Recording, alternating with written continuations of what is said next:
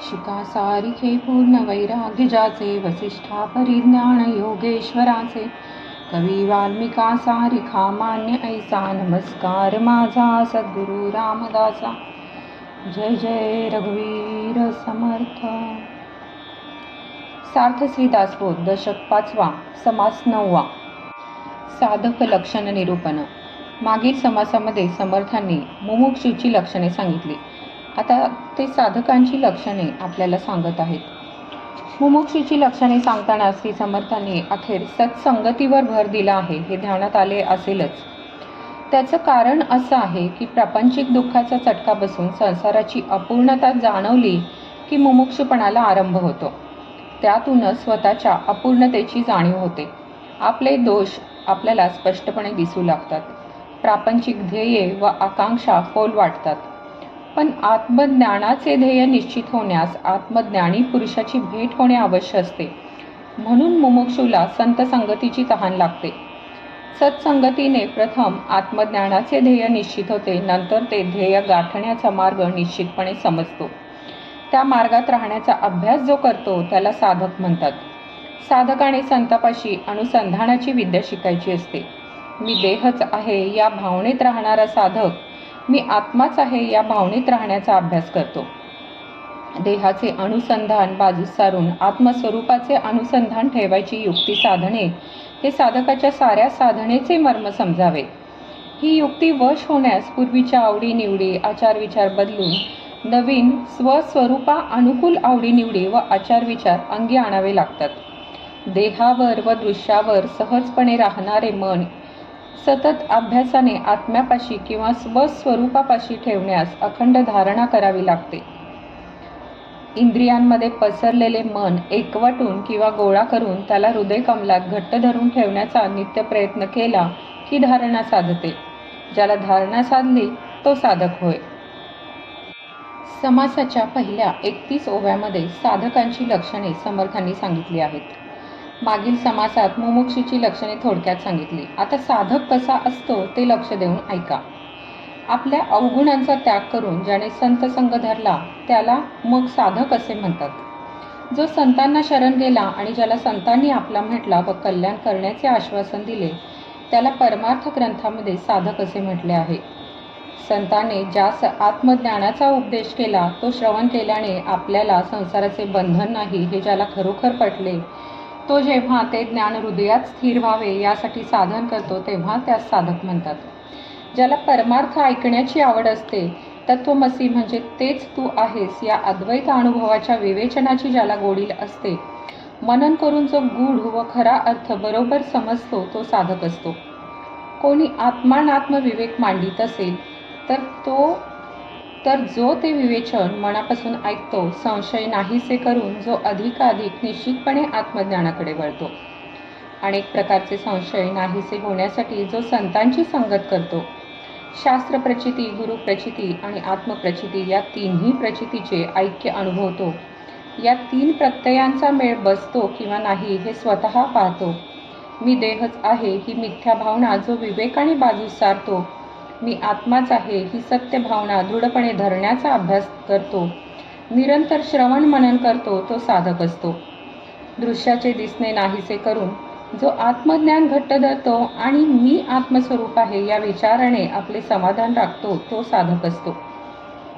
आपल्याला लागलेले वेगळेपणाचे लचांड जो तोडतो, अभेदाने विलसणारे स्वस्वरूप जो साधन करून साध्य करून घेतो आणि मी ब्रह्मच आहे अशा ऐक्याने समाधीत जातो तो साधक असतो. बहुतेक सगळी माणसे दृश्यज्ञानाच्या नादी लागल्याने आत्मज्ञानाची हेळसांड होऊ लागली. आत्मज्ञान जणू काय फार जुने झाले, मोडकळीस आले, त्याचा लोप होण्याचा प्रसंग आला.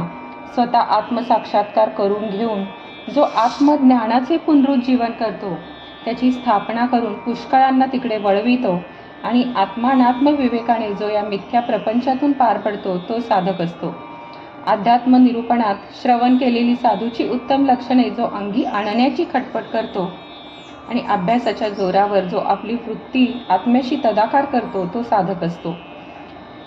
जो वाईट कर्मे सोडून देतो व चांगली कर्मे वाढवितो आणि ज्याची आत्म्याशी तदाकार होण्याची स्थिती दिवसेंदिवस अधिक दृढ होत जाते तो साधक असतो.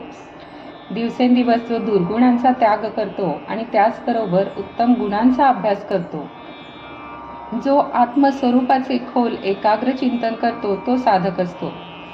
आत्मस्वरूपच सत्य आहे, सगळे दृश्य मिथ्या आहे असा पक्का निश्चय झाल्यामुळे दृश्य प्रत्यक्ष असून ते त्याच्या अनुभवात शिरत नाही. जो निरंतर स्वस्वरूपात मिसळलेला राहतो, तो साधक असतो.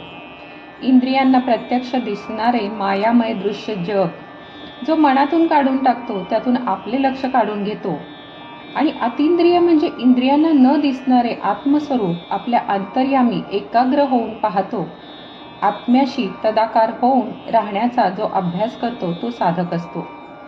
आत्मस्वरूप अतींद्रिय आणि सूक्ष्म असल्याने सामान्य जनापासून लपविलेले आहे.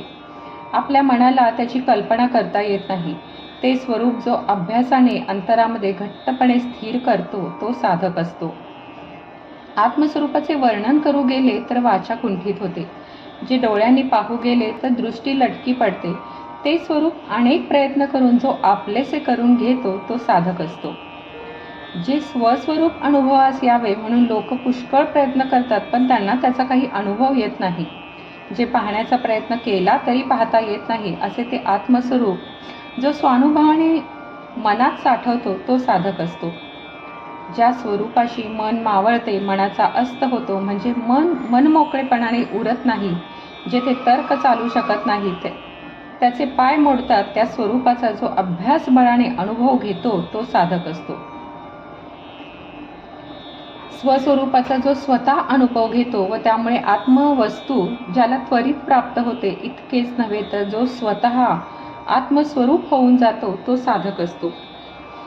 स्वस्वरूपाच्या अनुभवाची सर्व अंगे जो जाणतो, स्वस्वरूप अनुभवाचा अभ्यास करताना येणाऱ्या पायऱ्या, अवस्था, अडचणी आणि अतींद्रिय अनुभव या सगळ्या गोष्टी जो जाणतो, योग्यांच्या खुणा ज्याच्या अंगी बाणतात, कोणत्याही मार्गाने का होईना वृत्तीचा निरोध साधला म्हणजे प्राण व अपान एकवटणे, श्वासावर प्रणव जपणे, सुषुम्ना खुली होणे, मन हृदय आकाशात कोंडणे, प्राण व प्रणव मूर्धी आकाशात नेणे, तेथे धारणेच्या बळाने तो धरणे, प्रणवाच्या 3 मात्रा अर्धमात्रेत विलीन होणे इत्यादी योग्यांच्या खुणा जो जाणतो आणि देहासकट कोणत्याही दृश्याशी आपलेपणा न ठेवता जो राहतो, तो साधक असतो. दृश्याची सर्व प्रकारची बंधने जो बाजूला सारतो व साधण्यास कठीण अशी आत्मवस्तू जो साधनाने साध्य करून घेतो आणि आपली बुद्धी स्वस्वरूपामध्ये निश्चलपणे ठेवतो, तो साधक असतो.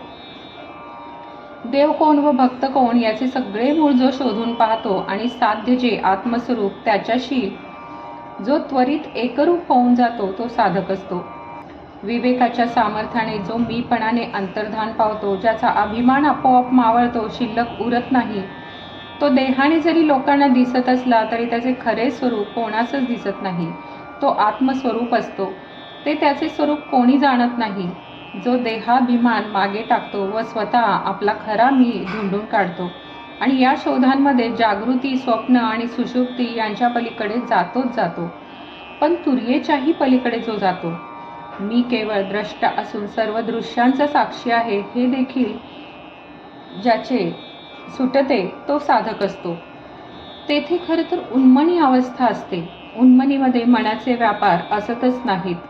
उन्मनी पचली म्हणजे अवस्था राहत नाही. म्हणून उन्मनीच्या शेवटी आपल्या मीची आपल्याला कधी न भंग पावणारी अखंड भेट घडते. त्या स्वरूप साक्षात्काराकडे ज्याचे निरंतर लक्ष असते, तो साधक असतो. जो या दृश्यमय द्वैताचा संबंध तोडून टाकतो. अविद्येमुळे स्वरूपावर प्रतीत होणारा दृश्याचा भास ज्याने नाहीसा केला आणि या देहामध्ये असून देखील जो विदेही बनतो, तो साधक असतो. जो अखंड स्वरूपाकार असतो, ज्याला देहाभिमान उरत नाही, ज्याचे सारे संशय नाश पावलेले असतात, तो साधक असतो. पंचभूतांनी विणलेला हा प्रचंड विश्वरूप विस्तार ज्याला एखाद्या स्वप्नाप्रमाणे खोटा वाटतो, निर्गुण तेवढेच खरे असा ज्याचा दृढ निश्चय असतो, तो साधक असतो. एका माणसाला वाईट स्वप्न पडले, त्याने तो स्वप्नातच घाबरला, तो जागा झाल्यावर ते भय काही उरले नाही.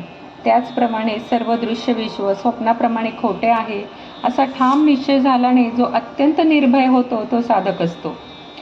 आत्मस्वरूप अदृश्य व अत्यंत सूक्ष्म, तर देहासकट सारे विश्व दृश्य व अत्यंत स्थूल असते.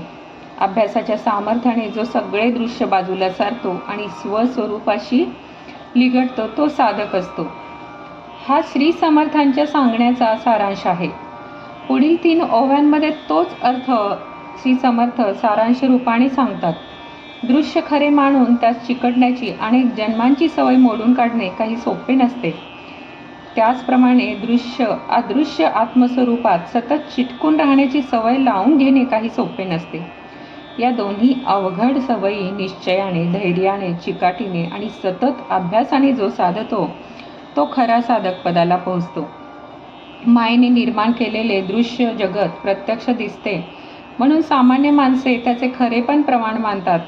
पण स्वस्वरूपाचा अनुभव आल्यानंतर आत्मा तेवढाच खरा आहे ही प्रचिती साधकाला येते. मग जग प्रत्यक्ष दिसत असले तरी ते खरे नाही असे तो निश्चितपणे मानतो. जगाचे खरेपण तो अप्रमाण मानतो. एखादा झोपी गेलेला माणूस झोप जाऊन जागा झाला म्हणजे त्याला स्वप्नात वाटलेले भय आपोआप नाहीसे होते. त्याचप्रमाणे मायामय दृश्य ओलांडून पलीकडे गेलेला साधक आत्मस्वरूपी मिसळून जातो. त्याच्यावरील दृश्यांचे दडपण आपोआप नाहीसे होते. अशा रीतीने जो अंतर्यामी आत्मस्वरूपी लीन आहे, बाहेर व्यवहारांमध्ये जो अत्यंत निस्पृहपणाने वागतो आणि संसार बंधनांनी बांधलेला नसतो तो साधक असतो. तो आत बाहेर निर्दोष असतो. एखाद्या वीराने ज्याप्रमाणे आपले अनेक लहान मोठे शत्रू मारून मोठा पराक्रम गाजवावा, त्याचप्रमाणे साधक सुद्धा स्वस्वरूप स्थितीच्या आड येणारे अनेक लहान मोठे आतमधील शत्रू साफ करून नाहीसे करून टाकतो. हा त्याचा पराक्रम श्री समर्थ आता आपल्याला वर्णन करून सांगतात. साधक म्हणून तयार होण्यास काय करावे लागते हे त्या वर्णनावरून आपल्या ध्यानात येईल. देहबुद्धीतून आत्मबुद्धीत जाताना देहबुद्धी तिच्या प्रजेसकट समूळ नाहीशी करावी लागते. देहावरील प्रेमामुळे जीव अतिस्वार्थी, आकुंचित, आसक्त आणि भोगासाठी हपापलेला असतो. त्यापायी अनेक भ्रामक कल्पना, भावना, आकांक्षा, मूल्ये, विचार आणि विकार त्याने पोचलेले असतात. या सगळ्यांना आपण स्वतः तोडून मोडून नामशेष करणे हा साधकाचा वीरभाव आहे. हा पराक्रम गाजवलेला साधकच चिदाकाशात स्वैरसंचार करतो. साधक कामवासनेच्या ताब्यातून सुटतो, क्रोधापासून लांब राहतो आणि मद व मत्सर यांना बाजूला टाकून देतो. साधक कुल अभिमान सोडून देतो, लोकलाजेला पराभूत करतो आणि वैराग्याच्या जोरावर परमार्थ खूप वाढवितो. साधक अविद्येशी संबंध तोडतो, त्यांचे अज्ञान नाहीसे होते. तो प्रपंचातून निसटतो, प्रपंचात गुंतून राहत नाही. लोभाच्या जाळ्यातून तो पाहता पाहता बाहेर पडतो. साधक जगातील मोठेपणाला खाली पडतो, त्याला किंमत देत नाही. जगातील वैभवाला तो लाथाडतो, ते वैभव तो तुच्छ मानतो आणि वैराग्याच्या जोरावर जगातील मान सन्मानाला तो झिडकारतो. तुच्छपणाने तो बाजूला सारतो.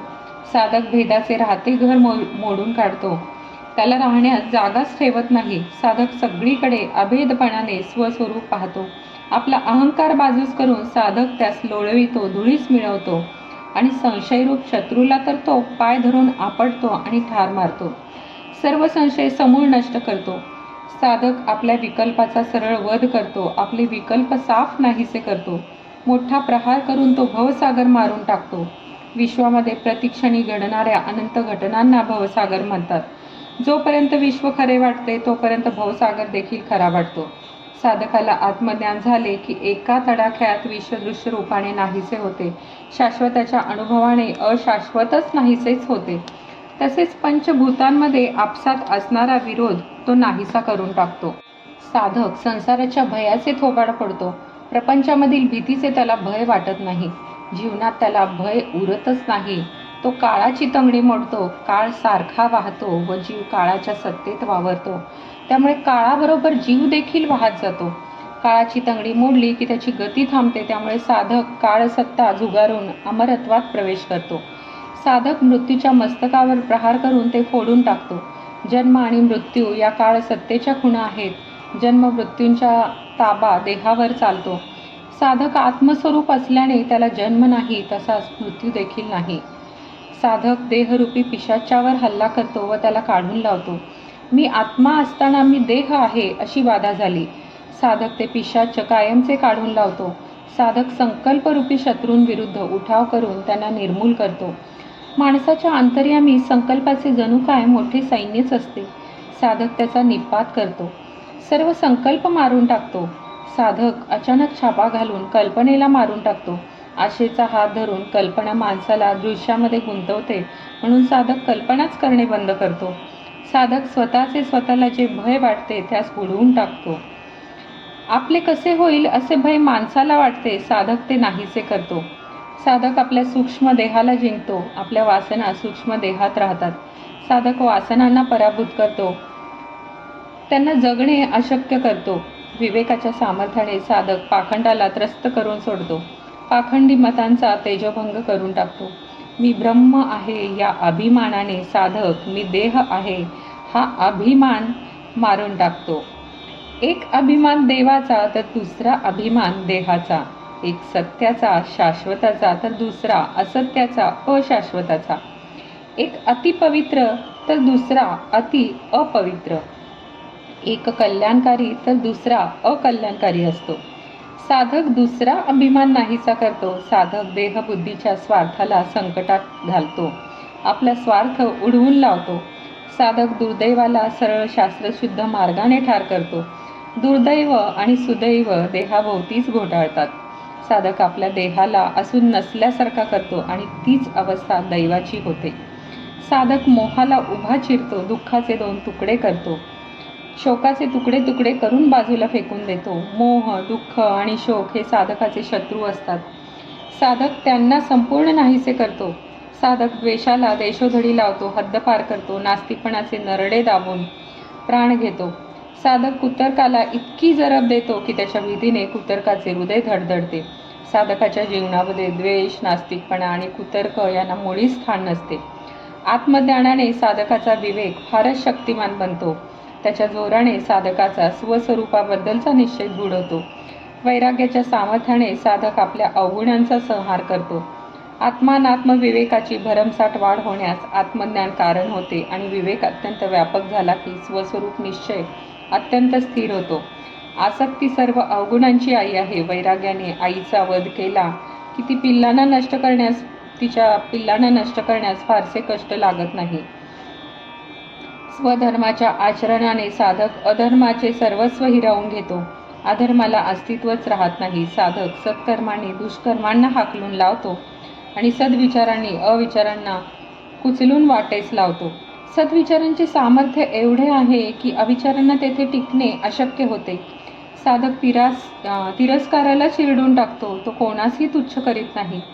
साधक द्वेषाला अगदी खरडवून काढतो, त्याचा लवलेश अंतःकरणामध्ये उरू देत नाही. साधक खेदाला स्वानंदाच्या पायतळीत उडवतो. आत्मानंदाच्या मस्तीमध्ये खेदाची जाणीवच उरत नाही. साधक क्रोधावर हल्ला चढवितो आणि त्याचा नायनाट करतो. कपटाला तो मनामध्येच कुटून त्याचा मागमूस नाहीसा करतो.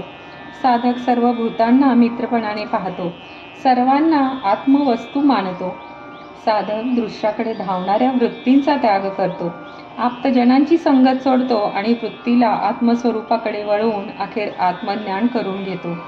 वृत्तीला आतमध्ये वळवली की प्रथम अन्नमय कोशातून साधक निवृत्त होतो. नंतर वृत्ती अधिक अंतर्मुख झाली की तो प्राणमय कोशातून निवृत्त होतो. मग वृत्ती सूक्ष्म होऊन स्वस्वरूपाच्या धारणेत राहू लागली की तो मनोमय कोशातून निवृत्त होतो. तेथे अधिक अभ्यासाने वृत्ती आणखी सूक्ष्म झाली की स्वस्वरूपाचे ध्यान लागते. वृत्ती विज्ञानमय कोशांमध्ये स्थिर होते. अखेर साधक तेथून निवृत्त होतो व आनंदमय कोशात प्रवेश करतो. 3 अवस्थांमधून निवृत्त होऊन तो तुरीय अवस्थेमध्ये जातो. या अवस्थेमध्ये त्याचे साधन थांबते आणि तो आपोआप उन्मनीला पोहोचतो.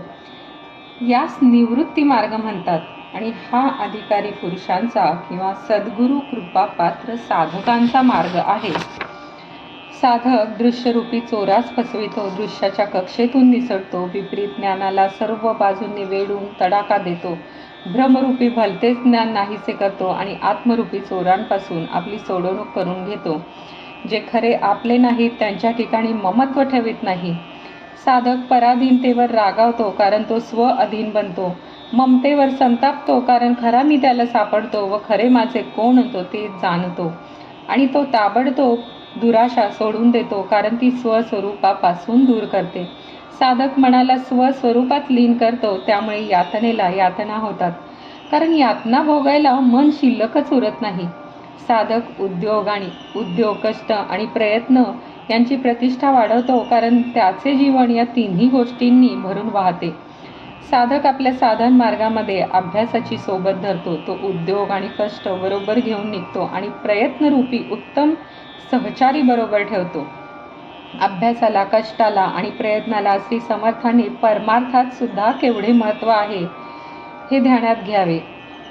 आत्मज्ञान असो किंवा विज्ञान असो, त्याच्या प्राप्तीसाठी अहोरात्र अभ्यास आणि सतत प्रयत्न फार आवश्यक आहे. साधक अति खबरदार आणि तत्पर असतो. तो शाश्वत अशाश्वताचा बरोबर विवेक करतो. इतर सगळे संबंध सोडून फक्त सत्संगत तेवढा तो धरून ठेवतो. साधक संसाराला जबरदस्तीने बळजबरीने बाजूला सारतो. विवेकाने संसाराचा बोजा फेकून देतो. साधक आपल्या शुद्ध आचाराने अनाचाराला व्यवहारातून पदभ्रष्ट करतो. त्याला तेथून तो नाहीसा करतो. इतक्या जन्मांच्या सवयींचा संसार मनातून काढणे काही सोपे नसते, म्हणून साधक अगदी जोर करून त्याला बाहेर काढतो. या क्रियेलाच वृत्तीनिरोध म्हणतात. विवेकाने कर्तेपणाचा अभिमान कमी होऊ लागला म्हणजे प्रपंचाचे ओझे हलके होऊ लागते. साधक स्वस्वरूपाचे अनुसंधान विसरतो, त्याचे अखंड स्मरण ठेवतो. साधक आळसाचा आळस करतो. आळस म्हणजे कामचुकारपणा, अर्थात तो आळसाचा स्वीकार करीत नाही. साधक चित्त विक्षेप होऊ देण्यात सावध नसतो. तेथे दुश्चित्त असतो, म्हणजे तो कधी चित्त विक्षेप होऊ देत नाही. साधकाच्या जीवनात स्वस्वरूपाचे विस्मरण नसते. आळस नसतो. चित्ताची व्यग्रता नसते. व्यग्रता म्हणजे अनेक गोष्टींमध्ये मन पसरणे, एकाग्रतेच्या अगदी उलट. आता हे बोलणे पुरे. संतांचा उपदेश ऐकून जो आपले अवगुण सोडतो तो साधक असतो, हे या वर्णनावरून ओळखावे. मुद्दाम जबरदस्तीने आपल्या देहबुद्धीचा त्याग करतो, म्हणून त्या साधक म्हणतात. आता सिद्ध कोण असतो त्याची लक्षणे पुढील समासामध्ये समर्थांनी सांगितलेली आहेत. येथे एक शंका येते, ती अशी की जो निस्पृह होतो तो साधक बनतो असे सांगितले, पण प्रापंचिकाला सर्व त्याग घडत नाही, मग तो साधक बनू शकत नाही की काय? पण श्रोत्याच्या या प्रश्नाचे उत्तर कोणते ते पुढील समासामध्ये दिले आहे, ते श्रोत्यांनी तत्पर होऊन ऐकावे. इति श्री दासबोधे गुरुशिष्य संवादे साधक लक्षण निरूपण नाम समास 9 समाप्त. तुम्हाला हा व्हिडिओ आवडला असेल तर नक्कीच कमेंट करा, लाईक करा, शेअर करा आणि पुढील व्हिडिओसाठी चॅनल सबस्क्राईब करायला विसरू नका आणि बेल आयकॉन दाबायला विसरू नका. पुन्हा भेटूया पुढच्या समासामध्ये. तोपर्यंत धन्यवाद. जय जय रघुवीर समर्थ.